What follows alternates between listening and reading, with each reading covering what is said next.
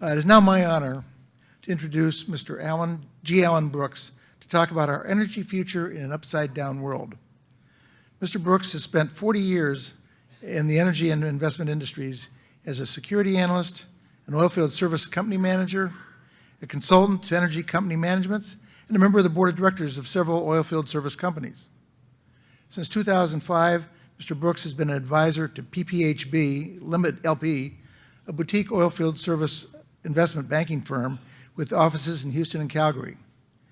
There he publishes his highly regarded energy newsletter, Musings from the Oil Patch, which many of you get because I pass it along to you on my list, but it's also available on the internet, and provides proprietary research for the firm's partners. As a personal note, I've known Alan for 20 years and consider him a friend, a critic, a wise voice in the industry.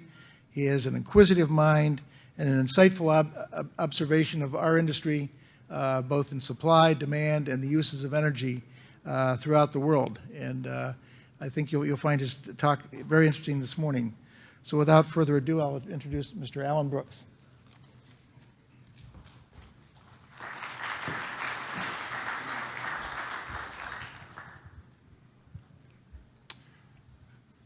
Thanks, Jim, and good morning. It's a pleasure to be addressing this group once again. As the title of my talk, Energy Markets in an Upside-Down World, suggests, industry conditions today are radically different from those expected not long ago. So the question is the current outlook realistic and sustainable?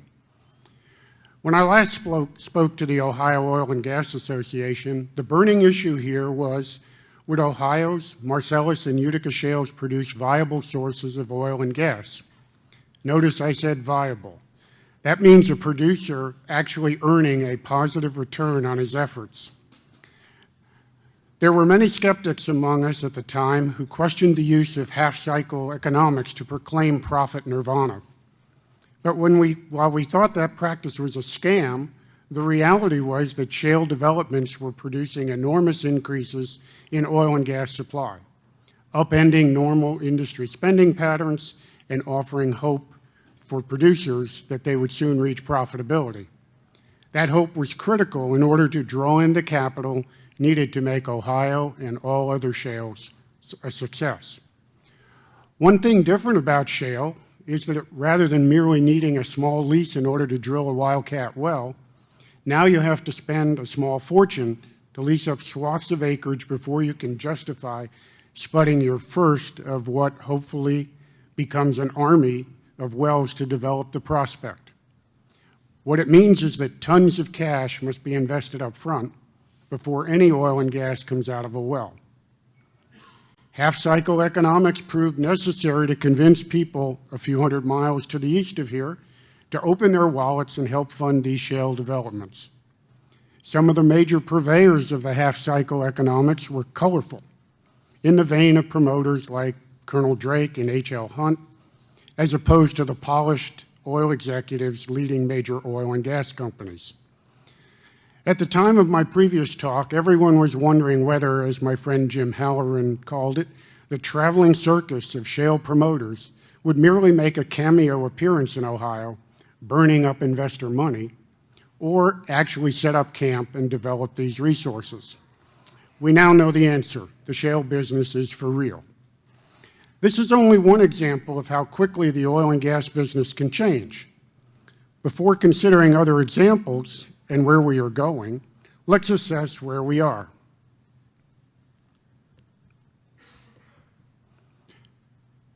Had I spoken to you 4 years ago, oil was selling for over $100 a barrel.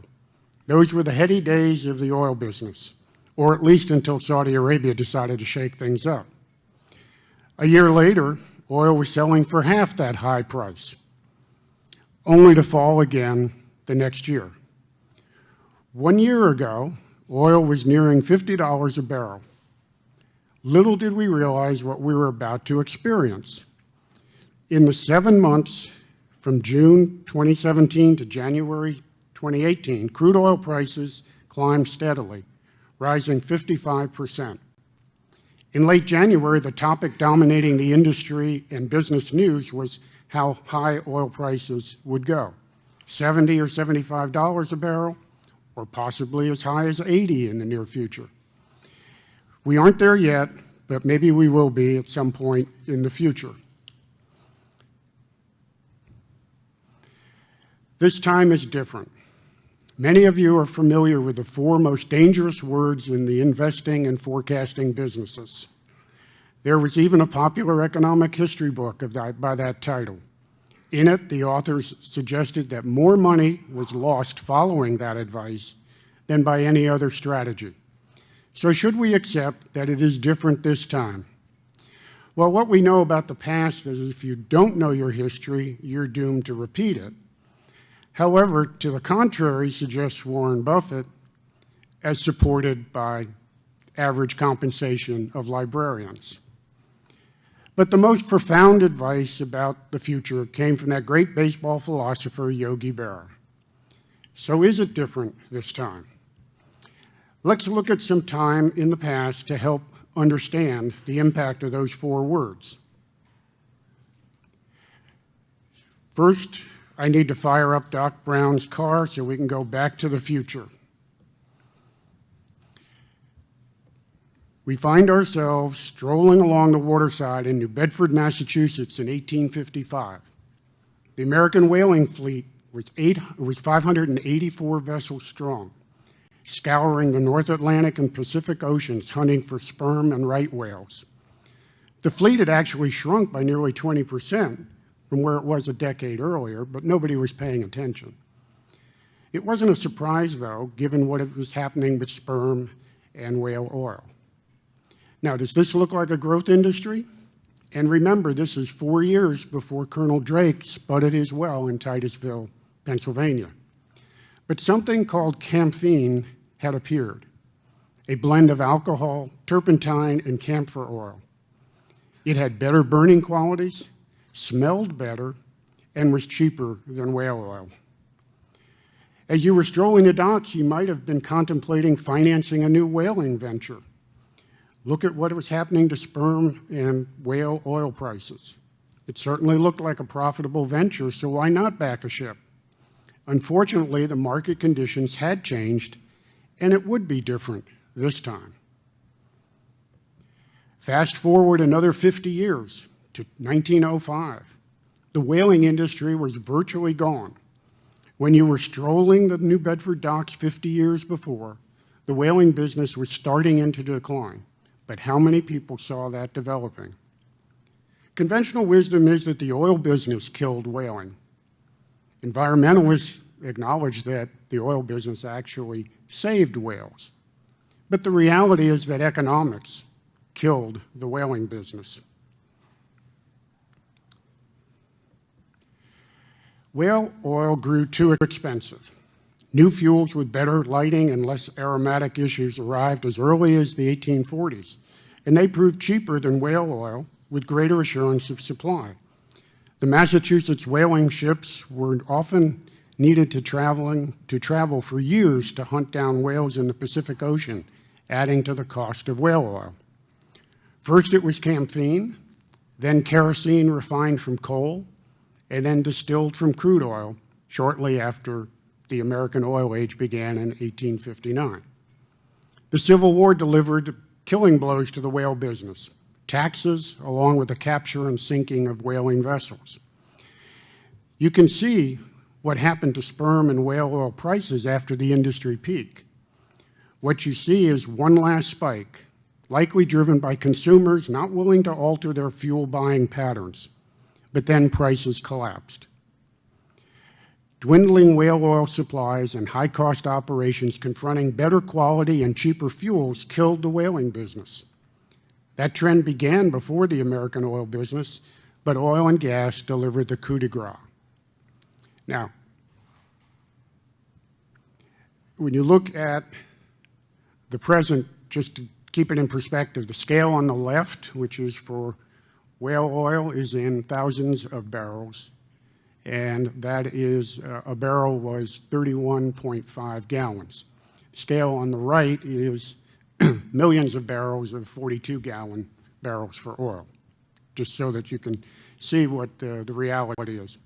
So what if you had been told in 1855 that this time was different? Would you have believed it? Let's look at a more recent example, the natural gas business in the first term of President Richard Nixon. A growing natural gas supply crisis was developing. The gas market, especially in the eastern half of the country, was struggling to secure new supplies. Gas output from the Gulf of Mexico peaked in 1969, a year before domestic crude oil production peaked, and 2 years before total natural gas in this country peaked. For gas drillers who were struggling to develop new supplies that were sold at prices that had been set a decade or more earlier, the effort became nearly impossible. Recognizing the impending supply crisis, federal regulators worked to raise the price for natural gas sold in interstate commerce. They began to limit who could actually use natural gas. They also experimented with innovative ways in which gas pipeline buyers could entice producers to hunt for new supplies, called the advance payment mechanism. Pipelines, which were regulated by rate of return metrics, were allowed to make prepayments to drillers to encourage them to find new gas supplies in the Gulf of Mexico. The pipelines could add these prepayments to their assets and earn their regulated return on them. In other words, the gas consumers, homeowners, businesses, and industry were paying for the effort to find new gas supplies, but which were owned and controlled by others. Importantly, if the drillers were unsuccessful, they never had to repay the advance payments, but the consumers continued to pay. But guess what this did? It set off a gas drilling boom. What if you were told at each point in this history that it would be different this time? Would you have believed it? Well, it was different when the world was suddenly flush with new oil supplies from the North Sea, West Africa, and South America following the 1970s spike in oil prices. Every doctor and dentist was buying limited partnership interests in new offshore drilling rigs. They were buying interests in railroad tank cars to move oil around the country. However, everyone lost his or her shirt following the 1985 oil price collapse, which decimated the oil market for a decade and a half. Was it different that time? When we think about the environment of the oil and gas industry today, we need to reflect on how different it is from what we were told it would be a decade ago. Since then, we have experienced the lowest domestic oil output, only to be followed by record oil production.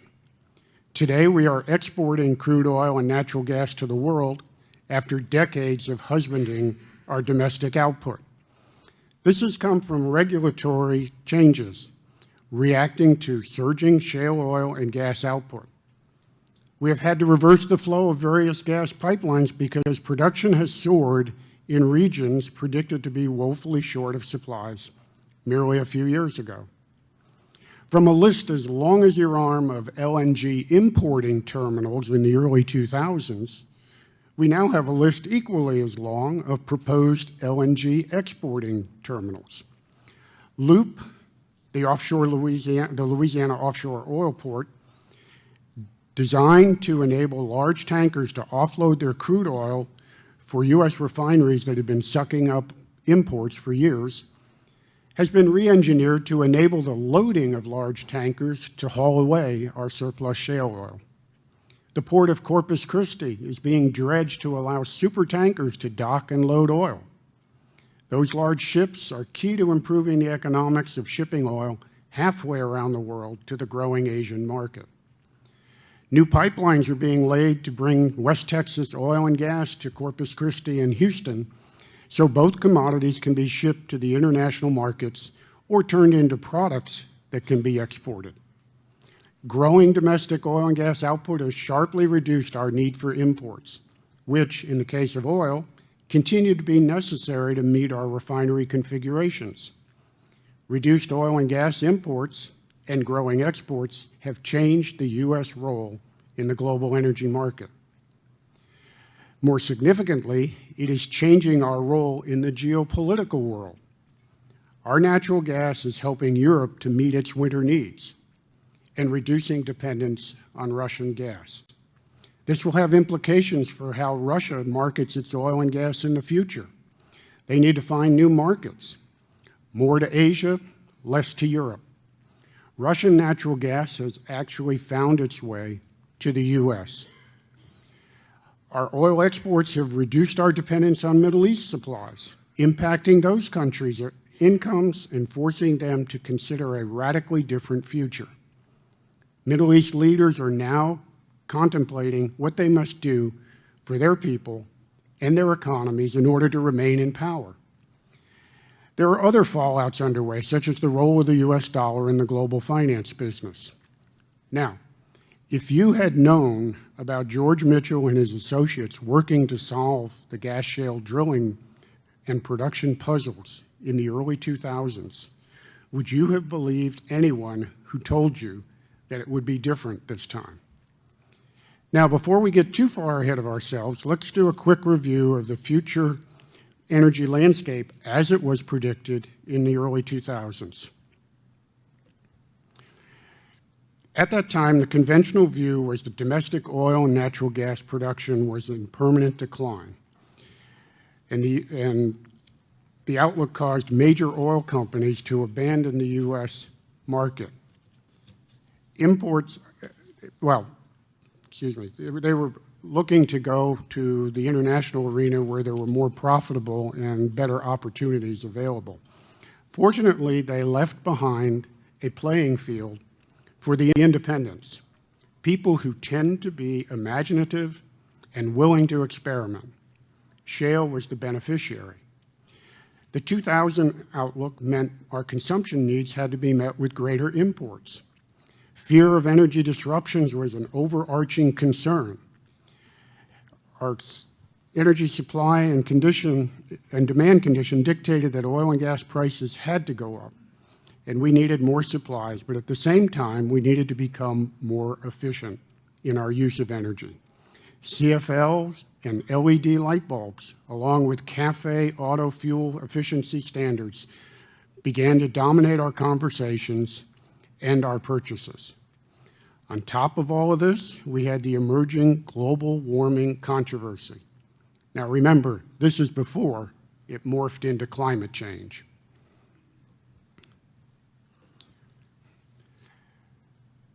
So how were you reacting to this outlook?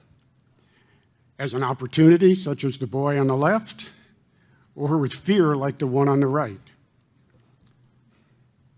How different is today's world from the 2000 vision? Last November, we established the highest oil output ever, surpassing the 1970 peak. The surge in shale oil production has disrupted global oil markets.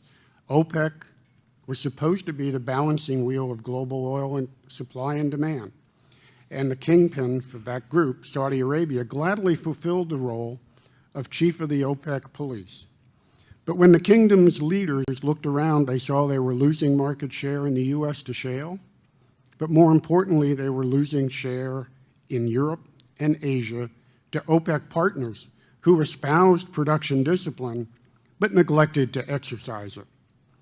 The kingdom faced numerous pressures: rising international oil consumption, high domestic unemployment, and a rapidly growing youth population, only interested in receiving the benefits of being a loyal Saudi subject, but not willing to assume the responsibilities. Add to those issues Saudi Arabia carrying the weight of leading the regional fight against terrorism being promoted by Iran. Lurking in the background was, and continues to be, a growing fear that the kingdom's financial bell cow might be suffering from terminal illness, the end of the fossil fuel era. It all came down to money. The elevation of King Salman to Saudi Arabia's throne in 2015, possibly the last of King Saud's sons to rise to that level, put the issue of the transfer of power to the next generation at the forefront of his agenda. Fortunately, King Salman has a bright but aggressive son. Crown Prince Mohammed bin Salman is different from most of his peers in that he wasn't educated in Europe or North America. He was educated in Saudi Arabia, which possibly makes him think differently about the state of development of his country's economy and its society. He is charismatic and has quickly become the symbol of change for many of the youth, the most significant demographic in the kingdom. Support from this segment of the population will be crucial for a successful transition from a 20th century economy to a 21st century economy. The recent roundup of royal princes and wealthy Saudi businessmen over corruption charges was designed to send messages to ordinary citizens that the crown prince was actually looking out for them. At the same time, he was sending a message to the world that business as usual in Saudi Arabia would no longer continue. The $100 billion of wealth confiscated from these corrupt businessmen has also helped ease the kingdom's financial squeeze and take some of the pressure off for a quick IPO of Saudi Aramco, the country's national oil company and the source of the bulk of the kingdom's income. The pace with which Prince Salman wants the transition to occur has many analysts questioning whether it can be done. Not only is he designing a new economy, he has led the fight in Yemen against Iranian insurgents. He is also championing the fight against corruption, necessary in his view for attracting the capital needed to facilitate the economic transformation. MBS, as he is referred to, is also revamping the social fabric of the country, promoting job opportunities for women, reopening movie theaters, i.e. reducing censorship, allowing women to drive, and even attend concerts and sporting events.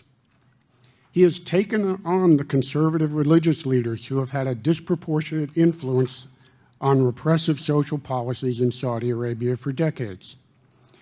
MBS envisions a Saudi Arabian society and culture that mirrors how the kingdom operated in the 1960s, an era marked by calm and growth. Now, all of this is a huge gamble, but potentially revolutionary. While the gains will be significant, there certainly are risks if he is unsuccessful in this transition. Today, our energy world reflects optimism about its capabilities.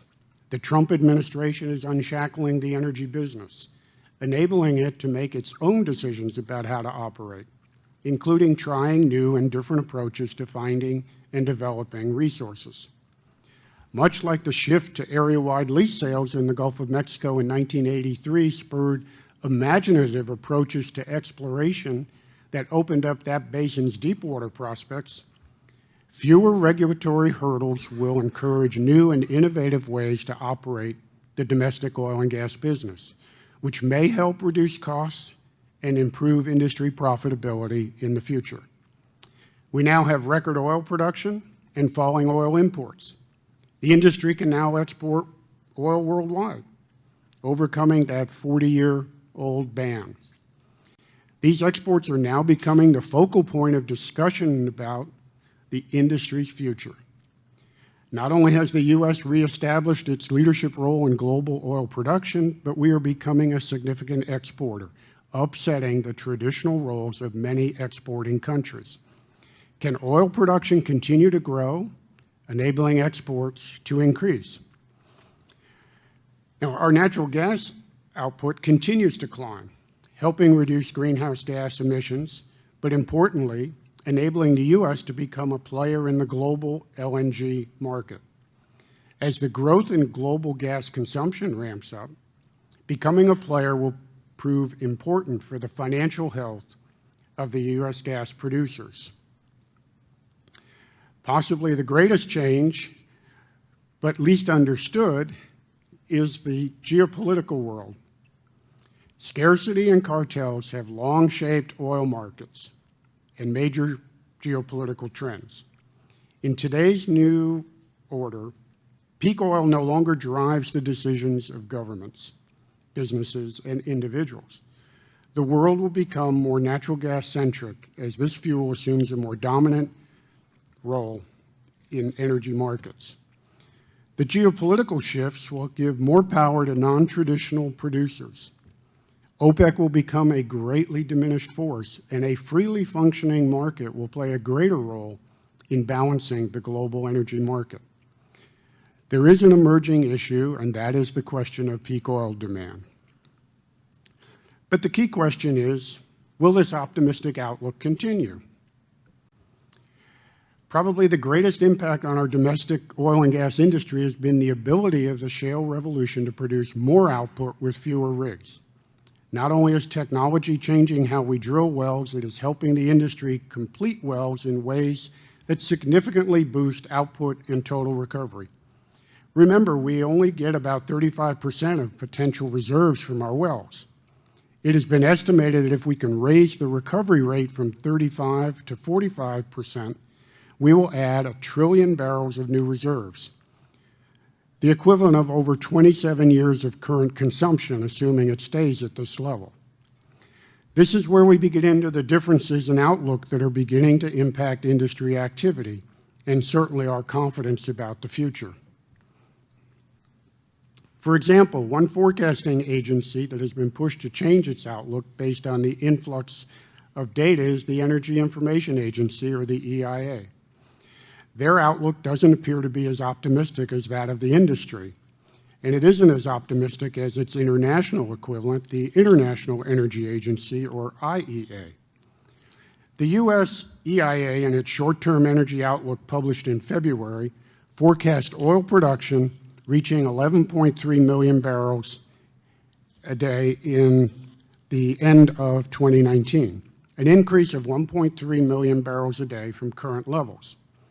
What makes this forecast less optimistic, however, is that it is reached after significant price improvement and, importantly, substantial operating cost reductions by producers. Between November 2016 and November 2017, domestic oil output grew by 1.1 million barrels a day. That increase came as oil prices stabilized in the $47 to $48 a barrel range. As this price stability continued through much of 2017, domestic oil output is projected to rise by another million barrels a day by this November. What we wonder about is why the IEA only sees oil production rising by 200,000 barrels a day between November 2018 and November 2019. This limited production increase comes despite oil prices now trading in the low 60s a barrel. If price is the signal for producer activity, one might ask whether the EIA's outlook may be too conservative. Or is it merely the EIA struggling to make current oil production trends fit into the agency's long-term production forecasts, which are not as optimistic as those of the industry? On the other hand, maybe it's possible the EIA is buying into the latest fad impacting the industry, capital discipline.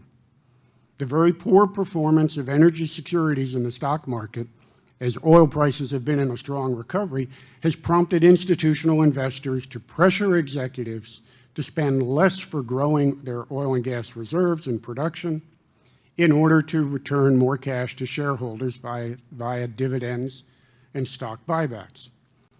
While capital discipline may be good for energy securities, the IEA, the International Energy Agency, sees it as a problem for future oil supplies.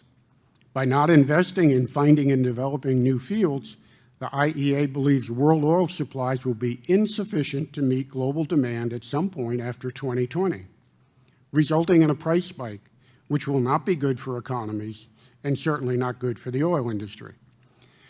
Then there are those who expect that the capital discipline mantra will erode as oil prices rise and animal spirits return.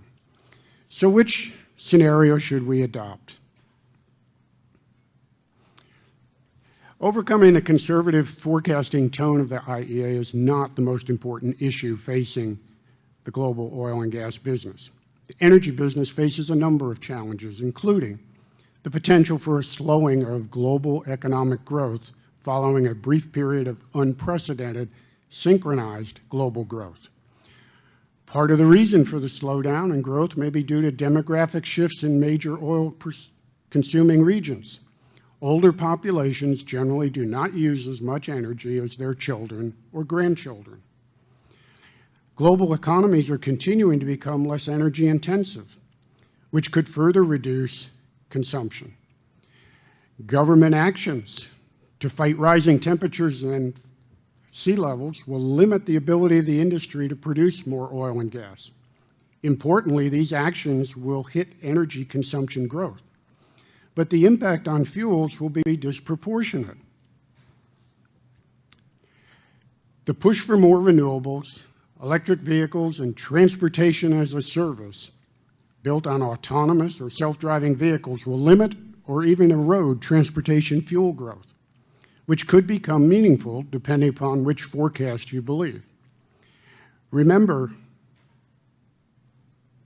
things are changing. Vehicle fuel consumption accounts for half our daily oil use. Exactly when the decline will arrive and how great it will be is the subject of much debate and speculation. But it will happen, as we have already taken that fork in the road that Yogi Berra advised us to do. Then there are the unintended consequences of the shifting geopolitical relationship coming from changing patterns of energy production and consumption. What happens if in the Middle East, if crude oil is in less demand and oil prices decline? Countries dependent on oil exports to support their economies will suffer, forcing changes. Will those changes be peaceful or violent? What happens to the role of the U.S. dollar? If the U.S. needs fewer oil imports, foreign exporters will have fewer dollars to buy our goods.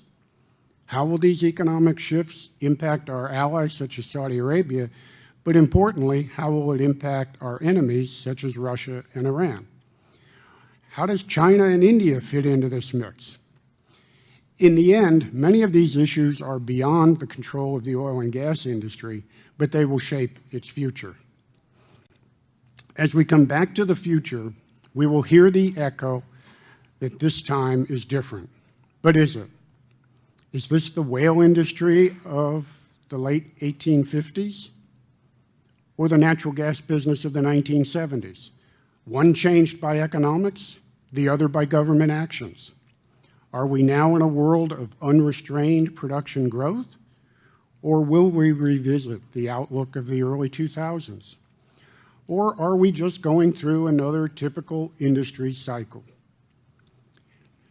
How we think about energy is changing. Even industry leaders are acknowledging this reality. Renewables will play a greater role in our future. That is because renewable energy economics have improved and technology continues to improve. Renewable technology breakthroughs could play a major role in altering the energy market of the future, but exactly how, and importantly when, remain unknown. The most important driving force behind renewables, however, is government. Mandates will force us to use more renewables, largely because governments are arbiters of social wants and not necessarily the best judges of economic reality. Oilfield technology has more to contribute to improving energy profitability and opening up greater supplies in the future. Big data, artificial intelligence, and machine learning are only just beginning to find their way into our industry. How impactful will they be in the future is anyone's guess. However, a glance back in history at the role new technologies have played in the oil and gas business and enabling it to reach the heights that we're at today cannot be ignored. Would we be as successful today if we were still using cable rigs to drill our wells? For managements, imitating ostriches will not be a successful strategy. We need to consider where we are and where we might go. We can't ignore the hurdles and challenges the industry faces. However, the restoration of optimism within this industry, given the change in our national government, is a strong positive.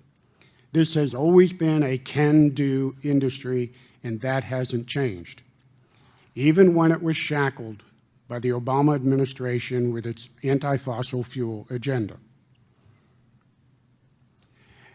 As Yogi Berra schooled us, it's tough to make predictions about the future, but we need to consider the possibilities and the opportunities. I would suggest that any honest assessment of our industry's outlook will lead to the realization that our industry does have a future, contrary to those predicting its imminent demise.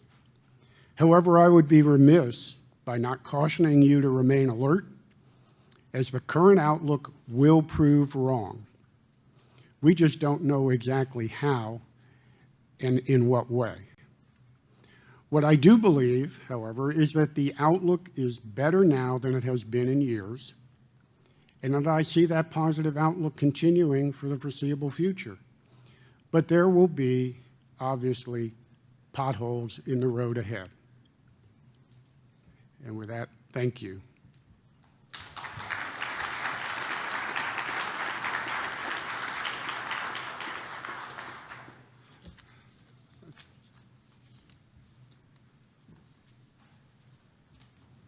Alan, thank you very much. I guess my takeaway from that is we don't know what the future is, but we better be prepared for it. But there's a little bit more time left on the schedules, and Alan will be happy to take any questions that anybody might have.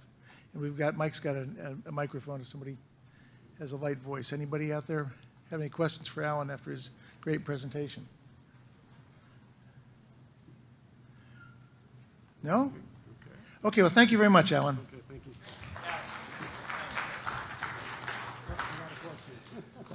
Oh, we got one? Okay. Mr. Brooks, you talked a lot about what's going on in Saudi Arabia. Could you expand on that a little bit more? Will they be successful in making a public offering on their at least a portion of their assets, and what does that mean for the royal family going forward? Well, the short answer is yes, they will, I think, do an IPO. The unanswerable question is exactly when. The latest I've seen is it looks like it's going to be in London, which will be interesting. Clearly, the nature of how Saudi Aramco operates, given disclosure requirements and governance issues, et cetera, will change, the business some. But yes, I think you will see it becoming an independent company, although controlled by the kingdom.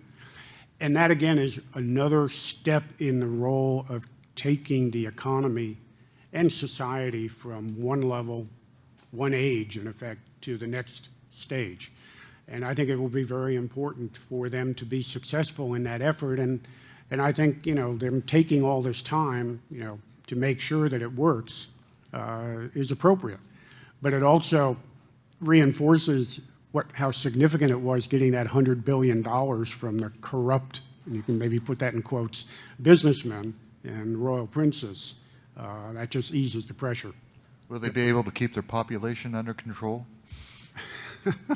Well, I guess the big question is, will the women stay under control, given the new freedom that they're going to have? I mean, women have driven... women have driven outside of the cities, but now that they're going to be able to drive in cities. And you think about the ramifications of that. The fact that they always had to have a driver, and the drivers were usually the labor that was imported into the kingdom. Those people will go home.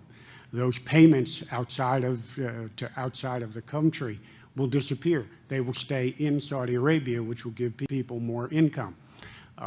I think you're seeing an empowerment of women in Saudi Arabia like it's never been. There's question whether they will do away with the familial rule that men in the family control women, and women cannot do anything without the blessing of the males in the family. I mean, we're talking about huge changes. But if you go back to the eras before the rise of the conservative religious group, that leaders, who basically have been the repressive and ultra-conservatives, and they were contributing to, bin Laden and et cetera. We're talking about a totally different era for this country. And, it's a huge gamble. There are lots of risks. It probably won't play out exactly as MBS envisions it, but this country is going from point A to point B. Point B may not be quite where he wants it, but it's going to be there, and it's going to have definitely ripple impact across the world.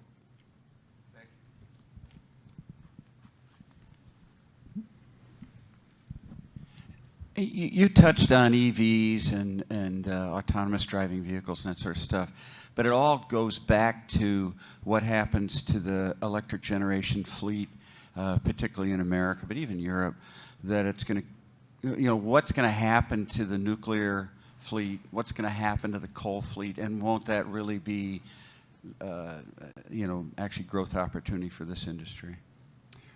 Well, I guess the question is, what's going to happen to the nuclear industry? Yeah. My sense is that we're starting to see a little more acknowledgement that nuclear probably needs to play a greater role in the world's energy market in the future. The problem is, in this country, that's going to be a hard sell, and I'm not sure that that's going to happen. Clearly in Europe, they're mothballing and dismantling a lot of plants that theoretically have a lot more life left in them. But then their whole energy market is changing dramatically, and they need less power and are using less fuel.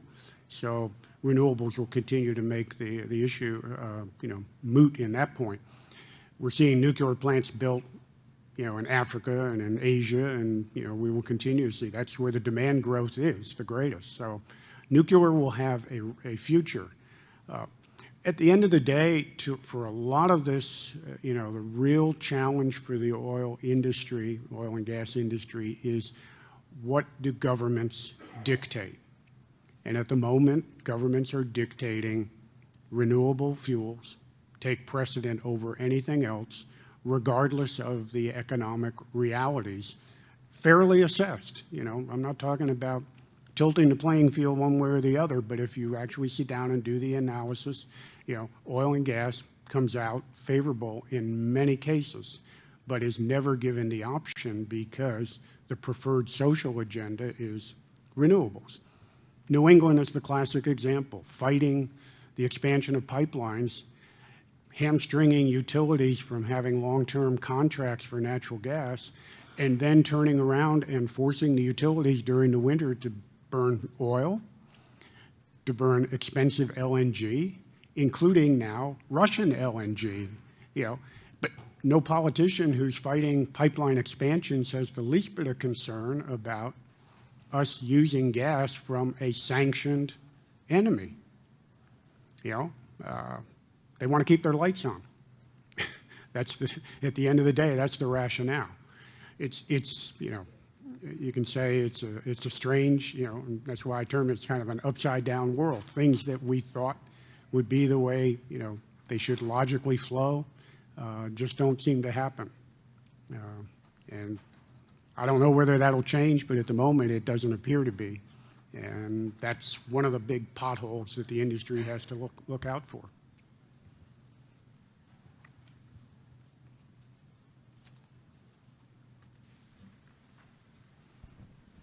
What's your view of OPEC and Russia's current curtailment, the future of that, the 1.8 million barrels? What's their spare capacity really when they roll that off? In the 80s, the OPEC spare capacity was about a sixth of world oil production. It took a while to work that off. Now it's, 1.8 is about 2% of world oil production. So, where does that end, and what do they really have, do you think, in spare capacity they could bring on when they do end that? Does that? Well, I think there are multiple questions and multiple answers in there. One is, what did they do to unwind the current agreement? And that will bring some production back in, except the people who are adhering to it the most, the Saudis, could continue to adhere and keep the market in balance. They are also fighting their own internal consumption battle. That's why the effort to expand their natural gas component of their energy supply, why they're building nuclear or want to build nuclear power plants to ease, to power their desalination facilities. these will have long-range implications. At the near term, if demand growth slows down, which I'm afraid will happen in the next several years, I think OPEC will continue to struggle with having excess capacity, but it will be centralized in Russia or centralized in Saudi, and they have a better relationship with Russia, recognizing the symbiotic effort of keeping oil prices up. They're worried about the floor under oil prices rather than the ceiling. They know if it goes way up, that's bad for their business.